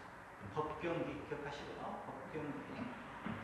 부동산학의 연구 대상 및 접근 방법입니다. 그래서 뭐 그렇게 특별한 건 없고요. 그 다음에 그 옆에 보시면 부동산학의 접근 방법 있죠. 부동산학의 접근 방법에서는 분산식 접근 방법, 밑줄만 치죠. 공부하는 요령이 큰 타이틀이 있으면 적은 타이틀 밑줄 치는 게 중요하죠. 한눈에 보이죠. 설명할 필요 없으니까 지금 넘어가고 있는 겁니다. 분산식 접근 방법, 중점식 접근 방법, 밑줄. 중점식, 어디에다 중점을 두냐, 이거죠. 기술적인 측면에서 중점을 둘 거냐, 경제적인 측면에서 둘 것이냐, 이런 거 따져보고요. 그 다음에 세 번째, 종합식 접근 방법, 이런 게 있다 정도만 하시면 되겠습니다. 네 번째, 법제도 접근 방법, 형태과학적 접근 방법, 현상학적 접근 방법. 7번, 의사론적 접근 방법. 이게 이제 시험에 나온다면 조금 까다롭죠. 의사론적 접근 방법 밑줄 치고 체크하겠습니다. 별표 반개. 이걸 단독형 문제로 나올 리는 없는데요. 의사론적 접근 방법은 합리적인 의사결정의 분석에 중점을 둔 접근 방법으로 인간은 합리적 존재이며 자기 이용의 극대화를 목표한다는 기본 가정에서 어떤 의사를 가지고 부동산을 접근하느냐 이걸 따져보는 것이 의사론적 접근 방법 되겠습니다. 이게 되게 독일식이죠. 따져보면 독일 의사 철학주의자입니다. 그 다음에 의사론적 결정 활동에서 기업권 발주치죠. 부동산 결정 실무 분야에서 그 다음에 결정 분야 실무 부동산 결정을 직접 수행하는 분야로 부동산 투자, 개발, 금융, 정책 그래서 이런 문제에 대해서 우리가 구체적으로 시험 문제 나오는 거지 않습니까? 투자론, 정책론, 개발론, 금융론 그 다음 부동산 결정 지원 분야 지원의 동그라미 지원 이것은 또 실무 분야인데요. 지원의 동그라미 치고 니은번 찾습니까? 기업권의 부동산 결정 분야가 있고요. 니은번에 뭐가 있죠? 부동산 결정, 지원 분야가 있잖아요. 결정 분야에 지원이 들어있잖아요. 지원은 뭐냐면 박경기 측면을 벗어난 컨설팅 같은 경우다 생각하시면 되겠습니다. 컨설팅, 시장 분석, 관리, 마케팅 이쪽도 우리가 시험 문제 출제하죠. 관리 마케팅은 그다음 부동산의 기초 이론 이걸 어려워하잖아요. 부동산의 기초 분야 기초 분야니까 수학이죠. 수학 부동산 수학 어렵습니다. 기초 분야는 법 동그라미. 기초 분야는 법을 생각하셔야 돼요. 기초 분야는 법. 결정 지원 분야는 컨설팅 쪽. 그 다음에 부동산 결정 분야는 금융 정책 쪽. 약간 개념이 뉘앙스가 다릅니다. 그래서 이 정도로 하는데 이쪽에서 시험 문제는 그동안에 잘 안 나왔습니다. 12페이지에 보시면 부동산학에 관한 설명 중 틀린 것은 앞으로 문제를 풀어보지 않는데요. 실제 이 정도로 복잡하죠. 지문이 나중에 지문 연습은 별도로 하겠습니다만 시험 문제가 이렇게 되기 때문에 키워드 중심으로 아마 제가 하는 키워드 중심으로 이루어질 거니까 여러분들이 키워드 중심으로 공부를 하시는데 이 키워드를 어디에다 적용할 거냐는 문제를 접근하면서 서술형 접근하면서 우리가 살펴보도록 하겠습니다. 시험에는 나올 것 같지는 않고요. 13페이지입니다. 부동산학의 지도 인형. 이게 제가 잠깐 웃었냐면요. 나올 것 같지 않고 했는데 나와버리면 제가 민망하죠. 시험장에서. 13페이지입니다. 부동산학의 지도 인형은 6줄만 쓰겠습니다. 합법성, 효율성, 형평성. 효율성을 중요시하죠. 효율성. 법에 합법성, 효율성, 형평성 이런 게 있다 정도 친구요. 14페이지에 부동산학의 지도 인형. 여기서는 뭐 하나 기억하자면 3번이죠. 공사익 조화의 원리. 공적인 것과 사적인 것을 조화를 해야 된다. 이것 때문에 나중에 경제론에서 사적 편익과 사회적 비용 이런 문제가 나올 겁니다. 그래서 14페이지에 양바로 3번 있죠. 중간에 공사익 조화의 원리를 밑줄놨습니다. 공익적인 성격과 사익적인 성격. 근데 부동산은 아무래도 공익적 성격과 사익적 성격이 충돌하다 보니까 개인적으로는 사익적인 소유욕이 더 강하지 않습니까? 부동산에서 추가하는 가치가 있고요. 부동산 활동입니다. 활동. 여기서는 밑줄만 칩니다. 공적 주체 밑줄. 공적 주체는 아시겠죠? 정부, 지방자치단체를 공적 주체라고 하고요. 사적 주체는 여러분들 사적 주체겠죠? 개인이라든가 민간 기업이라든가 토지 소유자. 둘이 합해놓은 사람들. 공사, 혼합부분 이걸 제3섹터라겠죠? 제3섹터. 이 제3섹터와 관련돼서 나중에 이제 투자하는 쪽에서 시험 문제가 2문제 정도 나옵니다. 그래서 미리 말씀을 드린 겁니다. 다음 부동산 활동의 부분이 있고요. 정부 부분의 부동산 활동 규제. 대부분 규제하죠. 정부에서 부동산과 관련해서 하는 일, 규제를 했다가 규제를 풀었다. 그렇죠? 한 정부에서는 규제를, 한 정권에서 규제를 하면 다음 정권에서 규제를 풀고 또 다음 정권에서 규제를 심하게 하고 이렇게 반복하는 것이 정부 하는 일이죠. 관리 활동하고요. 보조 활동, 과세 활동. 이 과세 활동도 나중에 투기역제인데 이건 아마 형평성 때문에 그렇죠. 빈부격차 형평성이 아마 정부 정책에서 가장 대표적인 것인데 과세 활동. 이번에도 박근혜 정부에서 과세 활동과 관련돼서 좀 대통 당하고 있는 거죠. 잘못 정책이 답답하죠? 자, 16페이지 갑니다. 사적 부분의 부동산 활동입니다. 이제 기본서는 제가 책 중심으로 강의를 합니다. 항상. 책 기본서 중심으로 책을 여러분들이 한번 읽어보고 꼼꼼히 읽어보라는 것은 나중에 미리 또 첫날에 많네요. 말이. 죄송한데요. 나중에 제가 한번 같이 읽겠습니다. 한번 읽어주시기 바랍니다. 책가다 생각하시지 말고요. 그게 오래 기억에 남습니다. 지금 읽어볼 만한 게 없어서 같이 읽고 있지 않은데요. 나중에 여러분한테 2번, 3번씩 읽도록 하겠습니다. 부동산 활동의 종류가 있고 분류가 있고요. 그 다음에 옆에 있는 17페이지에 있는 심화학습 있죠? 이 도표 있죠? 도표 별표 반 개 칠까요? 별표 하나 합시다. 별표 하나. 제가 5개까지 하겠습니다. 하면은. 시험에 한번 나왔습니다. 뜬금없이 나와가지고 당황스러웠죠. 2, 3년 전에. 17페이지 심화학습 있죠? 도표. 표준산업 분리체계에 따른 부동산업의 분류가 새로 나왔습니다. 이게 가장 속기 좋았어요. 왜 속기가 좋았냐면 부동산 산업지 임대에 대해서 대분류에 있고 중분류의 부동산업이 있지 않습니까? 옆에 소분류가 부동산 임대 및 공급이 있고 부동산 관련 서비스가 있는데 여기가 뭐가 들어가 있냐면 세 분류가 하나 둘셋 네 개 있는데 여기에다 금융업을 넣어놨어요. 투자금융업. 그러니까 일반적인 상식선에서는 분류체계에 금융만 있겠다 이렇게 생각했는데 없는 거죠. 그래서 그게 답으로 채택이 된 적이 있습니다. 처음으로 그때 나와가지고 굉장히 당황스러웠습니다. 얼굴이 빨개졌습니다. 개인적으로 공제 받아보면서. 자, 부동산 임대요. 이쯤 마치겠습니다. 또 그런 황당한 일이 있도록. 자, 우리나라 표준산업 분류체계에 따르면 부동산업은 부동산 임대업과 부동산 개발 공급업이 있고요. 부동산 관리업이 있고 부동산 중개 및 감정평가업이 있습니다. 그래서 여기에서는 우리 시험 문제 각각 나오네요. 그냥 여기에 우리 시험 문제 포함되어 있는 금융업은 없다. 분류체계에서 적어놓으시면 좋을 텐데 금융업하고 X표 크게 하나 적어놓으시기 바랍니다. 꼭 있을 것 같아요. 지금 이렇게 책 보니까 아는 것 같은데요. 금융업은 없습니다. 분류체계에서 세 부분에. 또 나오면 안 틀리시겠죠? 자, 19페이지 갑니다. 부동산 활동의 속성입니다. 부동산 활동의 속성은 이렇게 있다 정도 보시고요. 그 다음에 전문성, 윤리성. 자, 여기서 20페이지 가봅니다. 20페이지 윤리성. 양가로 사업은 윤리성이 묻혀집니다. 윤리성. 이게 나오면 조금 헷갈려요. 시험 문제에서. 부동산 거래에 있어서는 윤리성을 강조하지 않는다. 이런 표현 나오면 틀린 표현입니다. 윤리성을 강조합니다. 사적 공적과 사적이 조화를 이루어야 되기 때문에 윤리성을. 그래서 부동산 고가의 상품 20페이지 맨 밑에 있습니다. 20페이지 맨 밑에 양가로 4번에 부동산은 고가의 상품이면서 사회성 공공성을 지닌 재활이다. 그래서 맨 마지막 줄에 보시면 부동산 업자가 준수할 윤리를 부동산 윤리라 하면 끊고, 제가 앞으로 이런 표현 쓰겠습니다. 지금은 끊어져 있는데 끊고 합니다. 지문이 깁니다. 그래서 이렇게 끊고 할 때 이렇게 사선 쳐주시기 바랍니다. 그래야 호흡이 돼요. 그리고 그게 나중에 반복하시기 쉽습니다. 흔적이 남기 때문에 끊어주세요. 끊고 하면 이렇게 끊어줍니다. 낙이 있으면 여기서 문장에 따라서 끊고 하면 이렇게 끊어주십니다. 물론 돼 있습니다만 없는 경우도 있으니까 끊고 하면 아마 나중에 책 보시기가 굉장히 편하실 겁니다. 부동산 업자가 준수할 윤리를 부동산 윤리라며 거래 당사자나 부동산 업자는 부동산 윤리를 준수해야 한다. 그래서 마지막에 거래 당사자나 부동산 업자는 부동산 윤리를 준수해야 한다. 이렇게 칩니다. 올해 시험 문제는 평이하게 나오니까 이런 문제 틀리시면 안 됩니다. 윤리를 준수하지 않아야 된다. 말도 안 되는 소리예요. 이제 어려운 문제가 이겁니다. 윤리와 관련돼서 첫 번째가 윤리와 관련돼서 굳이 시험에 나올 만한 것들은 고용윤리가 적어졌습니다. 네.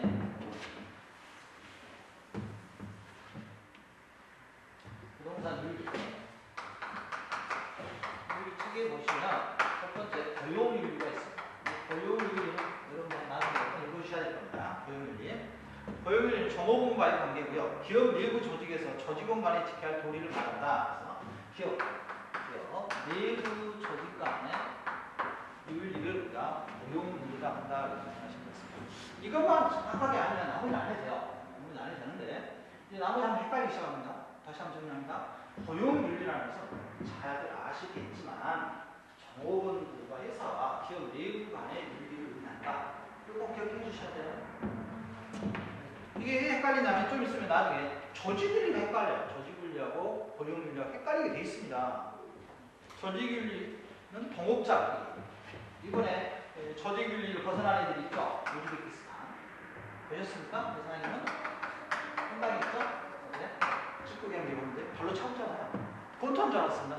깜짝 놀랐습니다. 조직윤리는 동업자 정신이라고 보시면 되겠습니다. 동업자 정신이다. 동업자 정신 강조하죠. 아마 내년부터는 바뀌죠. 경기중개사 시장이 많이 바뀌니까 내년에 정말 동업자 정신이 더 중요해지죠. 공동중개가 본격적으로 되고요. 내년부터는 또 올해 시험 합격하셔야 돼요. 여러분들은 내년부터 또 바뀌죠. 6개월 가니까 실무 해야 되니까 저희들 이제 내년부터 해드리는데 여기서 사무실에서 해드리는데 그 쉽게 할 데가 없습니다. 아마 배우실 때가 좀 그것도 좀 열정페인가요? 좀 유행하는 6개월 동안 좀 그래요. 좀 길다 생각하는데 뭐 당사자도 어떨지 모르겠습니다. 조직이냐 고용률 그다음 서비스 윤리와 공중 윤리는 아시겠죠?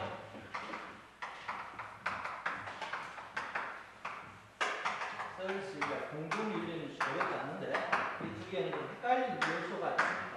고용 윤리와 조직 윤리는 지금 정리하시기 바랍니다. 고용 윤리는 고용자 간의 관계다 생각하시면 쉽겠네요. 고용자 간의 관계다. 그다음에 조직 윤리는 동업자 정신이다. 이게 도저히 생각 안 나면 이번에 축구 경기에서 우즈베키스탄 축구 선수를 발로 차고 본투했던 이렇게 생각하시면 되겠습니다. 동업자 정신. 그래서 여러분들 스포츠 경기 들어보면 비슷하다는 행위하면 동업자 정신이 부족하다 이런 말씀 많이 하잖아요. 야구 좋아하신가요? 사장님? 예. 네, 사장님. 야구 이야기 하자. 그럼 스포츠 이야기 하자. 알겠습니다. 동업자 정신. 우리 동업자 정신 있어야 됩니다. 감사합니다. 그 다음에 정보활동인데요. 정보활동은 중요성 강조되겠죠. 정보활동. 요즘 정보의 시대라고 하지 않습니까? 그다음 개인활동, 대물활동, 임장활동 밑줄 별 펼칩니다. 이거 영어가 조금 어렵습니다. 임장활동은 임장활동. 이게 일본식 영어이기 때문에 그렇습니다. 임장활동이 뭐냐? 어렵죠? 활동이 같은데 임장활동은요. 자, 부동산이 있습니다. 이런 부동산이 있으면 어떻게 하자는 거죠? 건물 있으면 직접 가서 받아야 돼요. 직접 가서 또 부동산 현황이라는 상황을 파악하자. 이걸 임장활동이라고 합니다. 임장활동도 여러분 시험 문제에서 나올 확률이 높죠. 지문은 반드시 볼 건데요. 다시 한번 정리합니다. 임장활동은 부동산의 특성이 그러지 않습니까? 부동산의 특성이 지도만 가지고 볼 수는 없잖아요. 부동산은 어디에 위치해 있느냐 이런 것들 위치라든가 주변 여건이라든가 이런 것들이 중요하기 때문에 임장활동을 강조할 수밖에 없습니다. 그래서 부동산 쪽에서는 임장활동을 강조하는 이유가 다 다르기 때문에 그렇죠. 똑같은 건물이라도 강남에 있는 것과 순천에 있는 것 가격이 다르지 않습니까? 임장활동 중요시한다. 꼭 기억하기 바랍니다. 임장활동.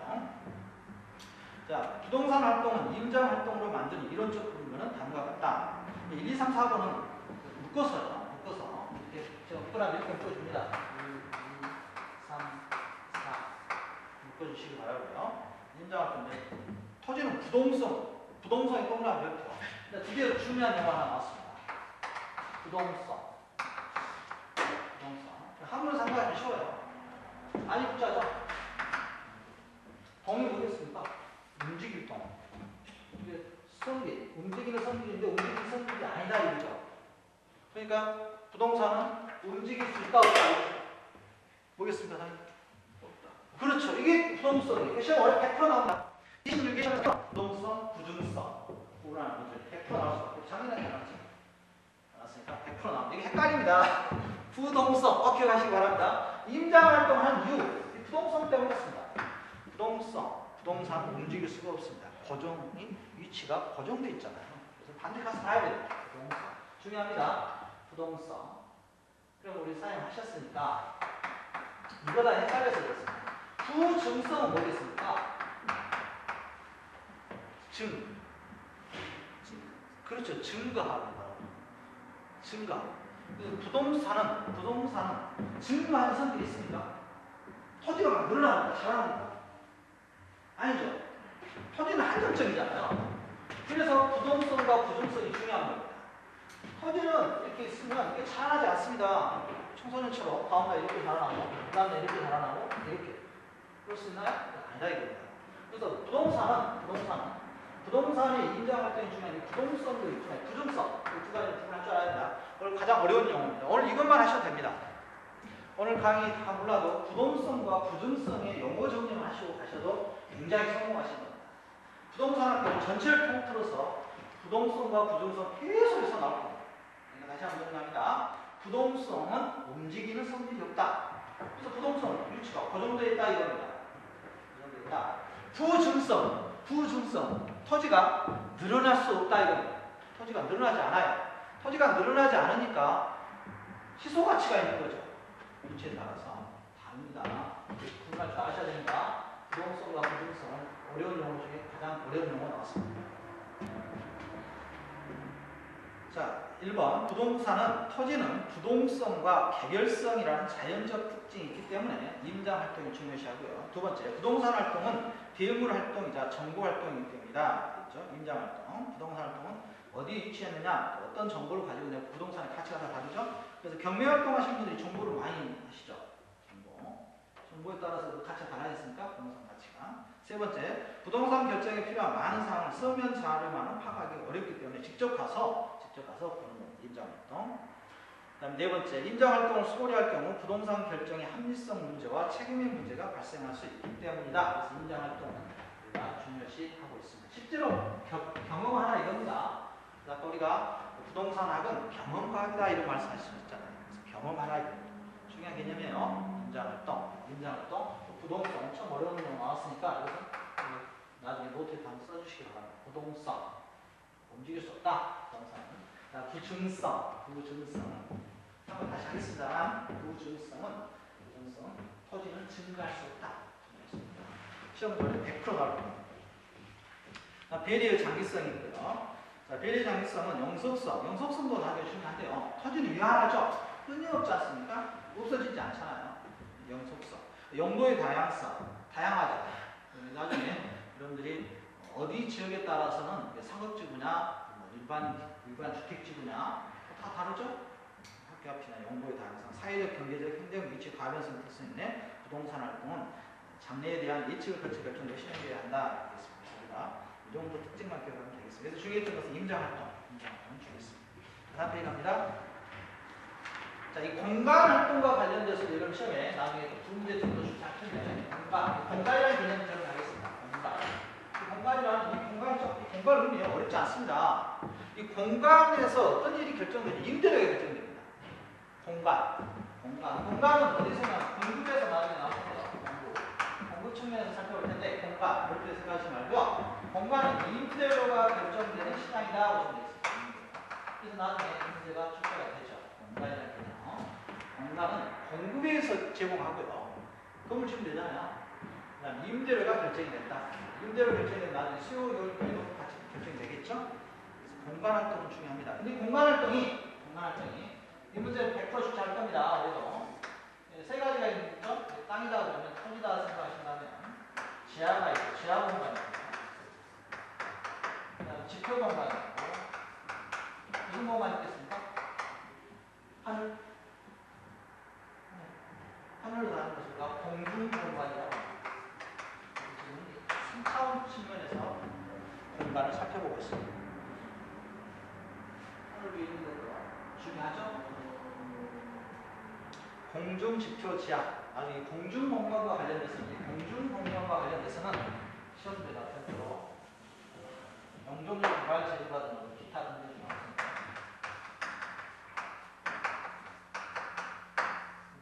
해놓고요. 나중에 다시 하겠습니다. 영종류 인센티브 제도가 이제 나올 테니까. 어려운 거 많이 나왔네요.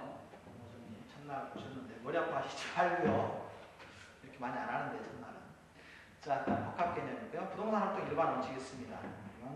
첫 번째 능률성의 원칙의 밑줄. 능률적이어야 된다 이거죠. 부동산 활동에 대한 모든 활동이 능률적이어야 한다는 원칙이다. 그다음에 그 옆에 보면 안정성의 원칙의 밑줄. 세 번째 경제성의 원칙 밑줄. 그다음에 공정성의 밑줄만 치면 되겠습니다. 이것은 시험에 나온 적이 없었고요. 여기까지 해서 살펴봤습니다. 자, 다시 한번 시험합니다만 이 타임에서 중요했던 건 이겁니다. 시험에 나오는 공중공간으로 이렇게 나오겠죠? 토지의 공간, 세 가지 종류가 있다. 공간의 종류는 세 가지가 있다. 꼭 기억합니다. 공간의 종류는 세 가지가 있다. 공중, 그다음에 지표, 지하. 지금 중요시하는 것은 지금 현재 부동산에서 중요시하는 공중공간입니다. 공중공간 굉장히 중요시하고 있죠. 예전에 지표, 지하 공간을 중요시했는데 이제는 공중공간에 대한 개념이 중요하기 때문에 공간의 개념을 세 가지 측면에서 살펴봐야 된다. 그 다음에 이제 24페이지에 가면 여러분 이제 시험 문제에서 어려워하는 것 중에 하나 이런 형태입니다. 24페이지 예제에 보시면 22의 기출문제 있는데 다음 설명에 대한 옳은 것을 고르셔 이렇게 돼 있잖아요. 이런 문제는 그나마 쉬워요. 유형을 좀 설명해 드릴게요. 시험 문제 유형. 이런 문제는 쉬운데 이런 거 아니고요. 나중에 보시면 다음 중 맞는 것은 몇 개입니까? 이렇게 나와요. 이게 어렵습니다. 그냥 그런 문제는 나중에 문제 풀 때 미리 포기하고 갑니다. 미리 풀지 마세요. 어차피 틀려요. 왜냐면 그 틀리라고 내는 문제거든요. 출제자가. 나중에 우리 저 소유하고 수요 쪽에서 나올 텐데 다음 중 수요 요인은 몇 개입니까? 이렇게 나와요. 그럼 답이 이렇게 됐어요. 3개, 4개, 5개, 그죠? 6개, 이렇게 돼 있죠. 문제. 그러면 확실히 알아야 틀잖아요. 그래서 시험 문제 푸실 때 이런 문제를 가지고 다음은 맞는 거 이렇게 쭉 7, 8개 있는데 이 중에서 몇 개가 골라오는 것을 이 문제 풀고 계신 분 있으면 저는 못 풀게 합니다. 못 풀게 합니다. 어차피 시간 잡아먹거든요. 이건 풀는 게 아닙니다. 이런 문제는 틀리라고 나오는 거거든요. 출제자가. 당신 60점 맞으면 되는 시험인데 이런 문제 풀고 있으면 떨어진다. 가르쳐주는 거예요. 어차피 뭐 4개, 5개 이렇게 따겠습니까? 정확하게 모르면. 이런 문제는 나중에 시간적인 여유가 있을 때 푸는 겁니다. 이런 문제의 형태는 나중에 다시 하도록 하겠습니다. 지금 살펴봤던 것은 거의 다 살펴봤고요. 시험 문제. 자, 그 다음 2장 보겠습니다. 부동산의 개념과 분류입니다. 자, 여기서부터가 이제 여러분들 조금 이제 어렵습니다. 자, 여러분들 교재 쭉 넘어가세요. 몇 페이지입니까? 넘어가셨나요? 페이지가 32페이지, 33페이지입니다. 32페이지, 33페이지. 32페이지와 33페이지는 여러분들이 이제 공시법을 배우시게 되면 좀 내용입니다. 공시법 내용인데 부동산학이 많죠? 영어전이 찾으셨습니까? 네. 이쪽은 너무 지금 다 하려고 하시지 말고요. 이건 공시법 문제다 보시면 되겠습니다. 하나 더 넣으시면 되겠습니다. 이쪽은 영어 정리가 복잡한데요. 여기서 개인적으로는 3문제에서 4문제 나옵니다. 물론 부동산 학에서는 한 문제 나와요. 부동산 학에서는 한 문제 나오는데 전체적으로 보면 여기에서 3문제, 4문제 나올 수밖에 없는 구조가 공시법이 포함되어 있기 때문에 그렇습니다. 용어 해설 쪽에서 보시면 민법의 부동산 이쪽은 민법에서 출제하겠죠?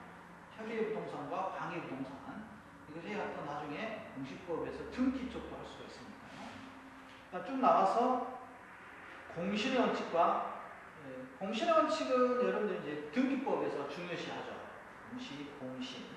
공신과 공시의 원칙은 이쪽에서 하고요. 그 다음에 여러분 시험, 이번 시험에 또 대비할 게 있죠. 부동산학 쪽에서는 후보지와 이행지를 구분할 줄 알아야 됩니다. 자, 후보지와 이행지는 자, 반드시 구분해야 됩니다. 미리 한 단어만 기억합니다. 1말만 기억하면 됩니다. 후보를 바꿀 수가 있다. 후보 전환 이것만 기억합니다. 후보 전환 내용은 나중에 선을 붙이고요. 후보 전환 이렇게 적어놓으십니다. 외워보시면 되겠습니다. 후보 전환 이건 한번 읽었으면 좋겠는데 첫날이니까 이런 거안 읽어보시면 어색하시겠죠? 다음에 읽어보겠습니다. 후보 전환 이런 문제 틀리면 부동산학 치명타입니다. 부동산학교는. 그래서 후보지 보시면 후보지는 감정평가상 용도적 지역인 택지지역, 농지지역, 임지지역 상호 간에 전환이 진행 중인 토지를 말한다 이렇게 했잖아요. 그래서 전환의 특징을 써주시고요. 전환. 택지지역에서 택지지역, 농지지역에서 농사를 이렇게 짓고 있는데 농사를 이게 택지지역으로 이렇게 바뀌고 있다. 이걸 우리가 후보지라고 한다 이겁니다. 후보지. 이게 뭐하고 헷갈립니까? 여러분들 이행지하고 헷갈리죠? 이행지와 후보지가 헷갈려요. 그래서 두 개를 묶어서 분배하셔야 되는데 하나만 기억하시면 돼요. 뭐 할지는 여러분 선택하시면 되겠습니다. 개인적으로는 후보지 하시는 게 좀 쉬워요. 후보 전환. 택지 지역이 농지 지역이 택지 지역으로 바뀌고 있는 것을 우리가 후보지라고 합니다. 후보지.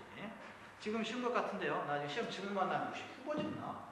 이행지였나? 이런 생각이 듭니다. 그래서 후보지는 전환이라는 표현이 반드시 들어갈 겁니다. 전환. 그 다음에 이행지는 감정평가상 용도지역인 택지지역, 농지지역, 임지지역에 대해서 지역 간 이행이 진행 중이다. 이 지역 간 이행이라는 것은 좀 다른데 내용 안에서 바뀌는 거죠. 그래서 나중에 공법을 배우면 되는데 주산공로 이렇게 배우죠? 용도지역 좀 하겠습니다. 미리 하지 않겠습니다. 오늘은 후보지만 하겠습니다. 그러면 용도지역 안에서 바뀌는 거거든요. 이행지는 후보지역만 후보지란 농지 지역이 택지 지역으로 바뀌는 것. 이런 것을 우리가 후보지라고 합니다. 전환. 그다음에 필지는 여러분들이 공시법에서 나왔죠. 예측량수로 쪽에서 나오는데 필지하고 나중에 여러분들 헷갈리는 게 뭡니까? 필지, 핵지 이게 헷갈리죠? 필지, 핵지, 택지 일필휘지라고 기억하면 되는데 나중에 다시 하겠습니다. 지금 해봤자 머리 아프겠죠?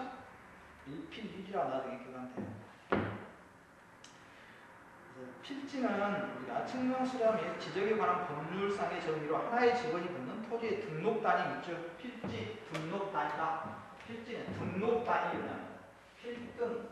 필지는 등록 단위, 일필휘지. 이것이야 돼요. 나중에 필지는 법률적인 개념입니다. 필지는 토지의 소유권에 미치는 범위 한계를 표시하는 법률적인 개념이다. 그 옆에 보면 이것은 실제로 이제 공법과 공시법이 합해져 있습니다. 이쪽 용어 정리는 저한테 배우는 것보다는 나중에 다른 교수님한테 배우는 게 훨씬 더 체계적으로 배우실 겁니다. 저는 시험에 나올 것만 원래 딱 찍어서 3개만 할 겁니다. 나중에 핵지는 인위적, 자연적, 행정적 조건 밑줄 여기까지 옵니다. 핵지는 법률적 개념이 아니라는. 자, 필지하고 핵지를 구분해야 되는데 이건 구분하셔야 됩니다. 시험에 나오든 안 나오든 용어가 계속 나오기 때문에 헷갈리는데 이건 법률적 개념이다. 이건 인위적 개념이다. 이건 정리하셔야 돼요. 법에서 정해놨어요. 몇 필지냐 이렇게 정하지 않습니까? 법률적 개념이고 핵지는 인위적 개념이다. 그래서 어떤 게 더 중요하겠습니까? 여러분 시험에서 사장님 어떤 게 중요할까요? 여러분 시험 솔직히 필지가 중요하죠. 그래서 필지만 하자 이겁니다. 필지 법률적 개념이고 법률적 개념 여기까지 써야 되겠습니까? 인위적 개념이다. 구분하셔야 돼요. 헷갈립니다. 자, 후보 하면 뭐가 떠올라야 되고요? 전화. 이렇게 후보 전화. 후보를 가까이 여기다 후보 전화. 필지하면 그렇죠. 법률 필법 있죠. 필법. 사람마다 법이 예전에 사회하신 분 다른데 다 서체가 있지 않습니까? 필법이 다르다 이렇게 이야기하시잖아요. 수단과 방법을 가리지 말고 전 해주시기 바랍니다. 후보 전화 필법. 그다음 아까 부동서, 부증서 꼭 구분하셔야 돼요. 중요한 개념입니다. 시험 때 반드시 출제합니다. 그다음 매행지는 작년에 나왔죠. 작년에 나왔습니다. 매행지 출제했는데 용어 정리는 가끔 하죠. 매행지는요. 매행지까지 하죠. 매행지는 이겁니다. 여러분의 땅이 있습니다. 땅이 있는데 이렇게 돼 있어요. 뭐가 없죠? 차 빡빡 다니는데 그렇지. 도로가 없습니다. 도로가 없는 땅을 우리가 매행지라고 합니다. 안 보인다 이거죠? 도로가 없는 땅. 여기서 출발하는 게 이제 여러분 민법에서 나중에 보시면 사도 통행권이라든가 기타 이런 거 나옵니다.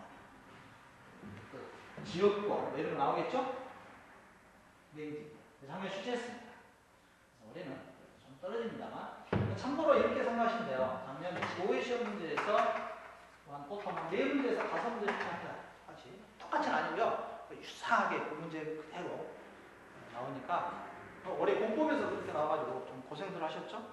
공법에서 말도 안 되는 문제 작년에 처음 나왔던 문제 올해 한 번 더 나왔어요. 좀 어려웠을 것 같아요. 그래서 공법은 나중에 공부해보시면 아시겠지만 공부의 점수를 60점이라고 그랬죠? 50점 맞고 딱딱하게 해서 자, 매행지는 타인의 토지에 둘러싸여 도로의 어떤 장면도 갖지 못한 토지를 말한다. 그래서 매행지가 중요한 이유가 민법에서 중요합니다. 여러분들 시골에 가시면 매행지인데 실제로는 사용하던 땅이 있었죠. 지금 왔다 갔다 했는데 산이라든가 왔다 갔다 했는데 어느 갑자기 주인 나타나서 못 다니게 하면 안 되잖아요. 그래서 이렇게 민법에서는 이쪽에서 지역권, 사도 통행권 이런 게 나오는 거죠. 그 다음에 이제 아까 우리가 헷갈렸던 것 중에 하나가 핵지가 있고요. 나지가 있거든요. 나온다는 머리는 나지가 나오겠죠. 나지를 알려면 여기까지 한번 시작하실게요. 나지하고 거미부지를 아셔야 돼요. 이건 출제 확률이 있어요. 나지와 거미부지. 이 두 개 익숙히 할 줄 아셔야 됩니다. 낮에는 여러분 생각하면 돼요. 지금 머릿속에 생각하면 아무것도 없는 거 땅에. 그 땅에 아무것도 없는 거예요. 아무것도 없어요. 그래서 이건 법률적인 거예요. 토지의 거물이나 그 밖에 정착한 거 없고 지상권 등 토지의 사용 수익을 제한하는 상업사의 권리가 설정되어 있지 않은 토지를 말한다. 그러니까 낮에는 사법상가 사용하고 있지 않다 이런 거예요. 이거 사용한대요. 불법상 되니까. 이게 나지가 왜 이런 면에서 헷갈릴 수가 있냐면 이게 일본식에서 나지와 또 미국식이 좀 달라요. 학파가 좀 다르기 때문에 우리나라에서 그런 따르겠습니다. 굳이 다른 학파 할 필요 없고요. 나지는 사법상 이용 제한이 없다. 그러니까 공법상 이용할 수 있으니까 누구의 소속이 아니라 이거죠. 법에서가 안 됐으니까 그냥 사용하시면 된다. 건부지는 좀 다릅니다. 건부지나 개념까지만 확실히 했으면 좋겠습니다. 건부지는 그냥 땅에가 건물이 하나 있는 거예요. 가건물이 있다고 그럴까요? 건부지. 그럼 여러분들 입장에서 상식적인 입장에서 똑같은 천제곱평방미터라고 하면 100제곱평방미터 할까요? 어떤 걸 사시겠습니까? 나지를 구입하시겠습니까? 건부지를 구입하시겠습니까? 나지 구입하시겠습니까? 왜? 사용 가치가 더. 그렇습니다. 맞습니다. 이게 일반적이에요. 그래서 일반적으로 나지의 가치가 없습니다. 그래서 건부지는 감가평가를 해줘야 돼요. 이제 평가론에서 다시 아무튼 개념만 정리하면 일단 그러니까 좀 무리가 있으니까 다시 한번 정리합니다. 나지와 건부지는 뭐가 있다? 건물이 있다. 이게 쓸모없는 건물이에요. 쓸모없는 건물. 그래서 건물 평가라는 것을 해줘서 좀 가치를 떨어뜨립니다. 이게 일반적이에요. 네, 그렇지 않은 경우도 있죠. 오히려 건부지가 가격이 좀 비싼 경우도 있어요.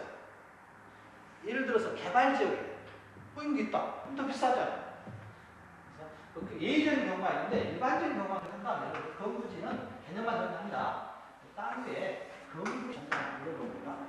건부지가 땅 생각 나중에 아무것도 없는 겁니다. 헷갈리죠 나중에 그림 하나 그려주시면 좋을 텐데 안 그려져 있더라고요. 여기까지 하고 잠깐 쉬었다.